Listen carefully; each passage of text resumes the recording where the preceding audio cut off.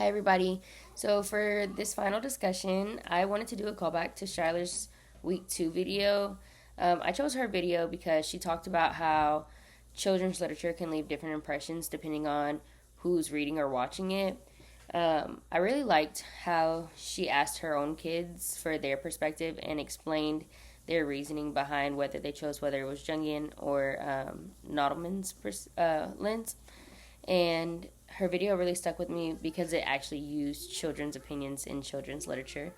And I plan to be a teacher, and one thing that I know I want to do as a teacher is to really take into consideration a child's perspective on what we're learning so that they can get a better understanding of the material. We were able to see how kids bring their own experiences and preferences into stories, which lets them notice things that we don't as adults. Um, this idea changed my view on children's literature overall. Before this class, I would read books to my child, and um, I really just saw them as entertainment for him.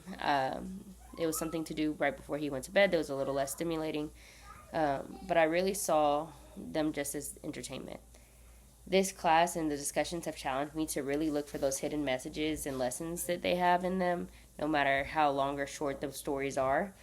And they really shape how children understand relationships, their identity, and the world that we live in. After watching stories like Ponyo and looking at them through different critical lenses, those messages became a lot more clear to me, especially Ponyo because it was a movie that I remember watching as a kid, and I missed so many things, especially the relationship that we have with nature and all the trash and stuff that was in the ocean. That went right over my head as a kid. And so looking through Naudmelman's lens helped me see the themes like those that I missed back then.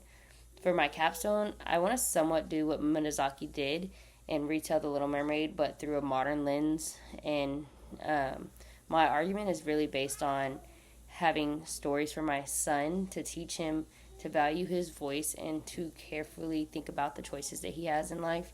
So, traditional fairy tales, I feel like, are often centered around girls and their sacrifices for love or um, just women in general.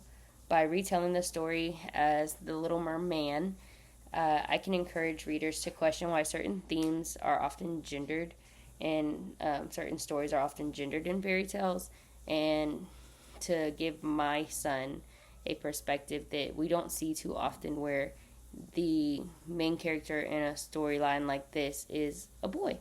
So I really look forward to sharing that with y'all, and I am so excited that we got to share this class together.